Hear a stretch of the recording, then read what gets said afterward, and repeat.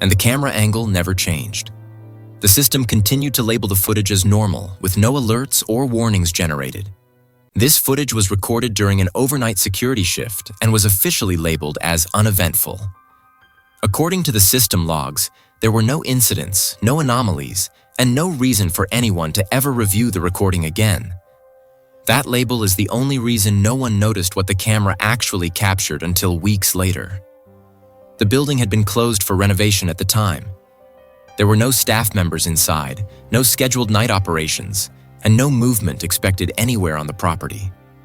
A single security guard monitored the cameras remotely, watching multiple locations from a control station miles away. At 2:47 a.m., the system logged a routine motion check. The camera feed showed an empty corridor illuminated only by emergency lighting.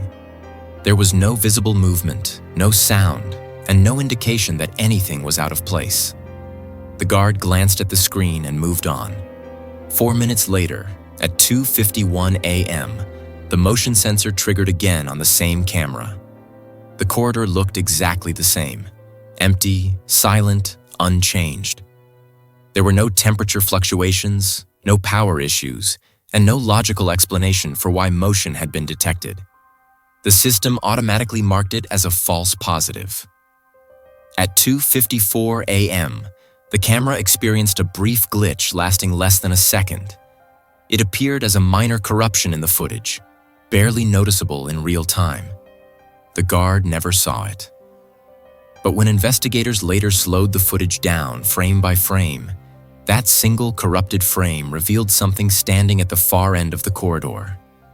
It wasn't clearly visible, and it didn't have a defined shape, but it was solid enough to suggest it was not part of the environment, not a shadow, and not a visual artifact. At 2:56 a.m., the motion sensor activated again. This time, the object was closer to the camera. There was no recorded walking motion, no sound, and no visible transition between positions. The timestamp simply jumped forward, and the object had moved. The corridor lights never flickered, and the camera angle never changed. The system continued to label the footage as normal, with no alerts or warnings generated.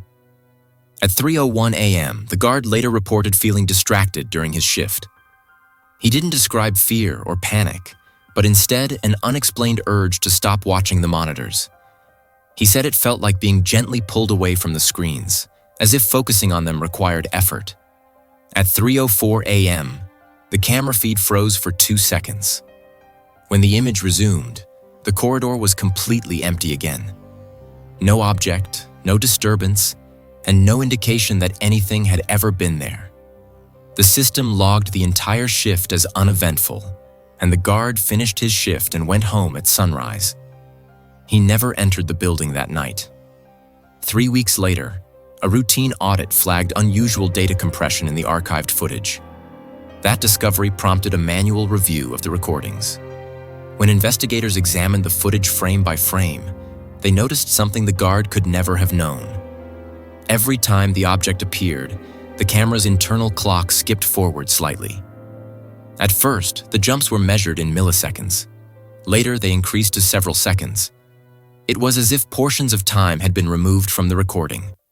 In the final corrupted frame, recorded at 3:07 a.m., the corridor appears empty. But in the reflection of the emergency exit door, something can be seen standing behind the camera. It is not facing down the hallway. It is facing directly toward the lens. The building remains closed to this day. No damage was ever found, no break-ins were recorded, and no system errors were officially reported. The footage is still labeled uneventful,